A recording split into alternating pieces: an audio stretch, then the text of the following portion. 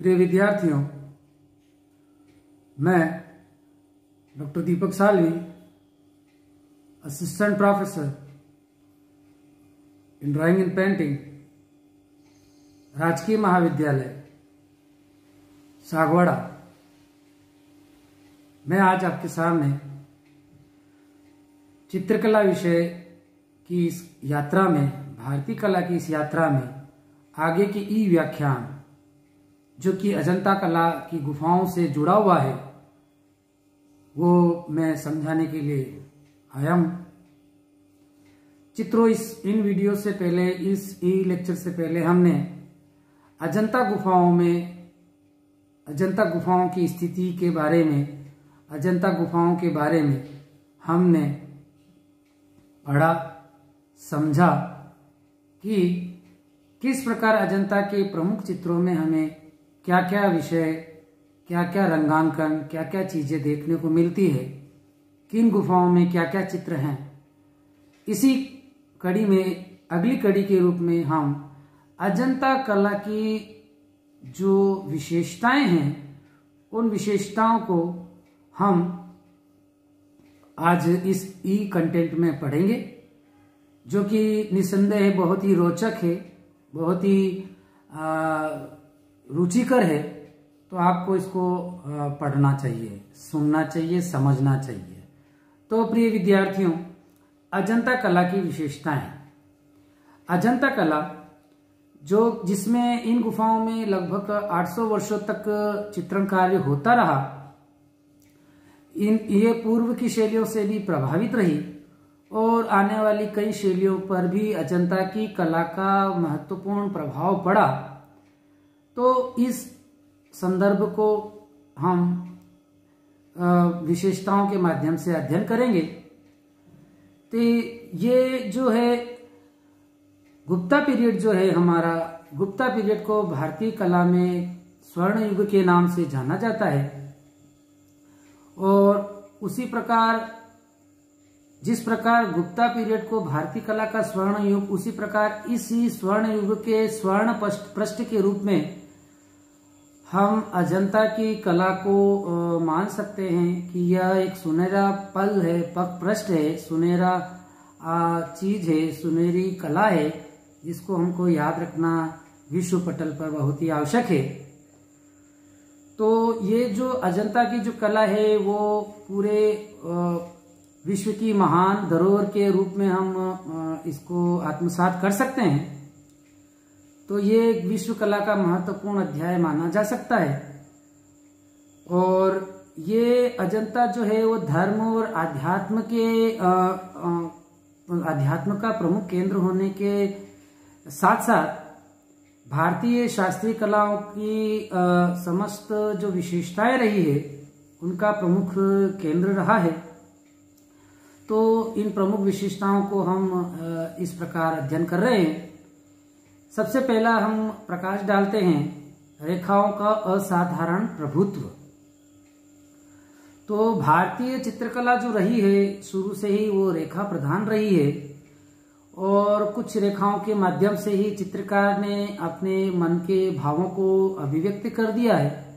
प्राचीन कलाकारों ने, आदि मानव के कलाकारों ने और शास्त्रीय कला, लघु चित्र शैलियों के कलाकारों ने रेखाओं को बहुत अधिक बल दिया है।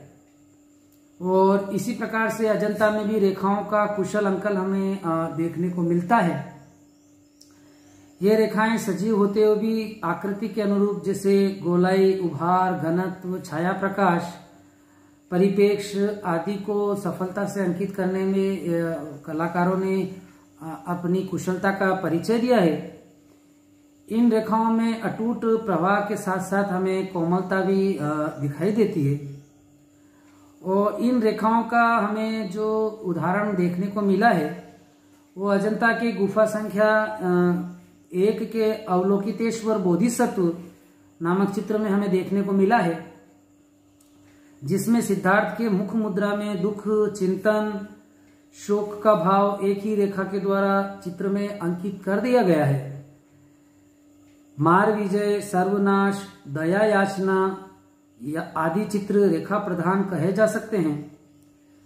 जैसा कि आप इन चित्रों के माध्यम से देख रहे हैं, और इनमें रेखाओं में कुशलता दिखाई देती है। और गुफा संख्या 9 में एक बैठी हुई युवती का पृष्ठभाग इसी कुशलता का उदाहरण हमें देखने को मिलता है। और अजंता की गुफाओं में मानवाकृतियों, पशु आकृतियों या कोई किसी भी आकृति का अंकन जो है वो रेखांकन के द्वारा ही सजीव हो सका है।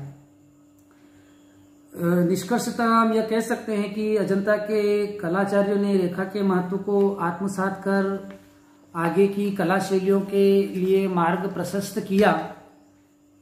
हम अब दूसरा जो है वो प्रमुख विशेषता है वो है रंग योजना, कि अजंता के कलाकारों ने किस प्रकार की रंग योजना को महत्वता प्रदान की है, किस प्रकार से रंगों को चित्रित किया है। इसको हम इस बिंदु के माध्यम से अध्ययन करेंगे। तो अजंता के जो रंग है उनका अपना सादा, सरल और अनूठा रंग विधान है। और अजंता के भित्ति चित्रों में प्लास्टर पर टेम्परा का रंग टेम्परा किया हुआ है, जिसमें समवर्णीय शीतल रंगों, मतलब एक ही रंग की प्रजाति के रंगों का प्रयोग अधिकांशतः हमें देखने को मिलता है। ये तो जैसे इतने सालों तक ये चित्र भौगोलिक परिवेश में और प्राकृतिक परिवेश के कारण बहुत सारे डल पड़ गए हैं, फिर भी इन चित्रों का जो सौष्ठव है, आकर्षण है, वो हमें आज भी स्पष्टतया कहीं न कहीं देखने को मिलता है जो चित्र बचे हैं हमारे। और रंग जो है वो अमिश्रित व चमकीले प्रतीत होते हैं। और जो रंग भरे गए हैं अजंता के चित्रों में, अजंता गुफाओं के चित्रों में, उनका बड़ा ही मनोवैज्ञानिक प्रभाव भी रहा है। तो ये जो कलाकारों ने प्रकृति से प्राप्त गिने चुने रंगों को गोंद या सरस मिलाकर तैयार कर धरातल पर इनको रंगा है, जिससे कि वह चूने के क्षारीय प्रभाव से बच सके और आगे चिर स्थायी रूप अपना ले सके। पीले रंग के लिए पीली मिट्टी या रामरज का प्रयोग किया है, और लाल रंग के लिए गेरू या हिरोंजी का प्रयोग किया है। काले रंग के लिए काजल का प्रयोग किया है। सफेद रंग के लिए जिप्सम का प्रयोग किया है। चूना या खड़िया मिट्टी का भी इन्होंने प्रयोग किया है। प्रिय विद्यार्थियों, इसमें एक महत्वपूर्ण ये रंग जो बात कर रहे हैं वो लेपिस लाजुली है। तो ये नीला रंग जो लेपिस लाजुली कहते हैं, नीला रंग जो फारस से आयात किया गया था, जो एक बहुमूल्य पत्थर को घिस कर बनाया गया है, और शरीर व कपड़ों का रंग बिल्कुल लावण्य युक्त अंकित किया गया है। चित्रकार ने दर्शकों को आकर्षित करने के लिए भरकस प्रयास किया है रंगांकन करने में। तो हम अगला बिंदु जो है वो आलेखन और अलंकरण में आते हैं। अजंता कला जो है, यदि उसको आलेखनों की खान कहा जाए तो कोई विशेष आश्चर्य की बात नहीं है, जो कि हम चित्रों में देखते हैं। और अजंता की गुफाओं को सुसज्जित करने से लेकर खाली स्थानों को भरने तक, गुफाओं के द्वार, छतों, खंभों आदि पर कलाकारों ने भगवान बुद्ध से संबंधित चित्रों के आलेखन बनाए हैं और अलंकरण बनाए हैं। और इसमें कमल वन की जो है वो प्रचुरता है। एक कोने से कमल की विभिन्न प्रकार की शाखाएं निकलती हुई बताई गई है, जो विभिन्न शाखाओं में अभिव्यक्त होती हुई, विभक्त होती हुई, खाली खाली स्थानों को भरती हुई पूरे चित्र को अपने में समावेश कर लेती है। इसी प्रकार विभिन्न प्रकार के कमल पुष्पों के अतिरिक्त पशु पक्षियों तथा विभिन्न प्राकृतिक जो अवयव रहे हैं, उनको भी कलाकारों ने आलेखनों और अलंकरणों में बताने का प्रयास किया है। और यही नहीं, मानवाकृतियों के जो वस्त्र हैं, आभूषण हैं, उनमें भी आवश्यकतानुसार अलंकारिक छटा लिए हुए आलेखनों को बताया है। और इन आलेखनों व अलंकरणों में ज्यामितीय आकारों का भी भरमार रही है। इन आलेखनों काली तथा लाल पृष्ठभूमि पर सफेद रंग से बनाया गया। उसके पश्चात पारदर्शी रंगों का इसमें प्रयोग किया गया। इन आलेखनों की अंकन की इतनी सुंदर व्यवस्था है कि आवश्यकता से अधिक खाली स्थान को नहीं छोड़ा है और उचित अंतराल के कारण ये आलेखन सामंजस्यपूर्ण और प्रभावशाली बन गए हैं। और अजंता के जो ये आलेखन हैं वो आज भारतीय कला के सर्वकालिक निधि जो है अमरतम जिसको कहते हैं वो मानी जा सकती है।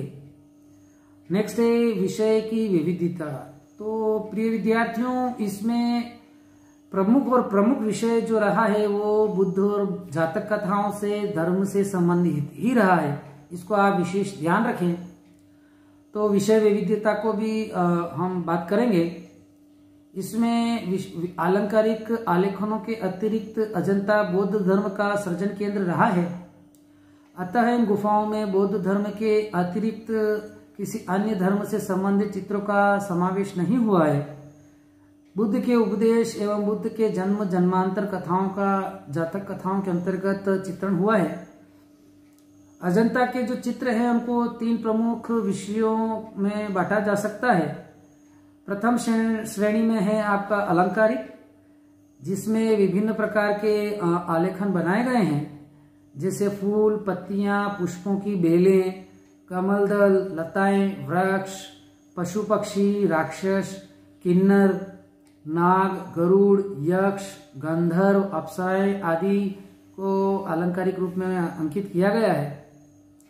दूसरी श्रेणी में रूप भेदिक। तो इसके अंतर्गत हम बुद्ध के दार्शनिक एवं आध्यात्मिक स्वरूप तथा पदम पाणी, वज्र पाणी, बोधिसत्व, अवलोकितेश्वर आदि के स्वरूपों के साथ बुद्ध के जन्म से मृत्यु तक विविध पहलुओं, जैसे कि बुद्ध जन्म, महादेवी का स्वप्न, संबोधि निर्वाण और बुद्ध भी और भी बुद्ध के जीवन की अलौकिक घटनाएं, जैसे विवाह, ग्रह त्याग आदि विषयों को हम देख सकते हैं। अब जो इसमें विषय विविधता में तीसरी श्रेणी में जो विद्वानों ने बांटा है वो जातक कथाएं हैं। तो जातक कथाओं से तात्पर्य है, जो पहले भी मैंने बताया था आपको, कि बुद्ध के जन्म से पहले जो बुद्ध संबंधित जो कथाएं हैं और जिसमें भगवान बुद्ध के जीवन से संबंधित सर्वविदित जो घटनाएं हैं उनका कथा रूपों में अंकन किया गया है, जैसे कि वेशांतर जातक, हस्ती जातक, शिवी जातक, महाकपि जातक, मृग जातक आदि जातक कथाओं का अंकन हमें देखने को मिलता है। तो प्रिय विद्यार्थी,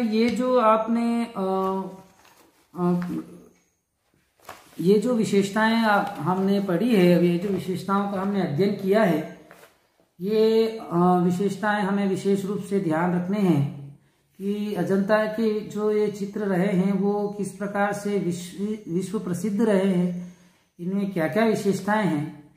इसका अगला जो भाग है पार्ट 2, उसमें और अधिक अलग विशेषताओं से हम बात करेंगे और अलग विशेषताओं के ऊपर प्रकाश डालेंगे।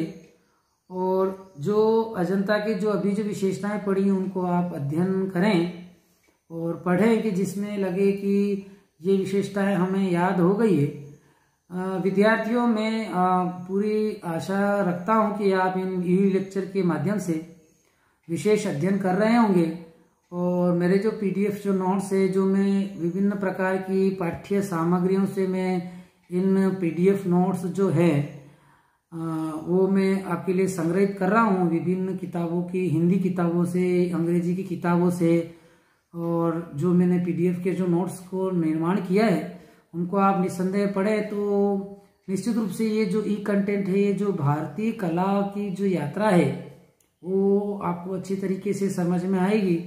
और आपको किसी प्रकार की अगर कोई समस्या आती है किसी टॉपिक को समझने में, तो जो व्हाट्सएप ग्रुप भी बना रखा है उस व्हाट्सएप ग्रुप में आप मुझे बताएं कि सर हमें ये चीज़ में वापस समझना है या ये चीज़ समझ में नहीं है, ये इस चीज़ को हमें वापस क्लियरिफाई करना है, तो आप निश्चित रूप से मुझसे संपर्क करें। तो मैं आपकी जो जिज्ञासा है उसको मैं निश्चित रूप से शांत करने का प्रयास करूंगा और आशा करता हूं कि आप इन PDF नोट्स को भी देखें, इन लेक्चर के माध्यम से भी देखें और PDF नोट्स के माध्यम से भी देखें। धन्यवाद।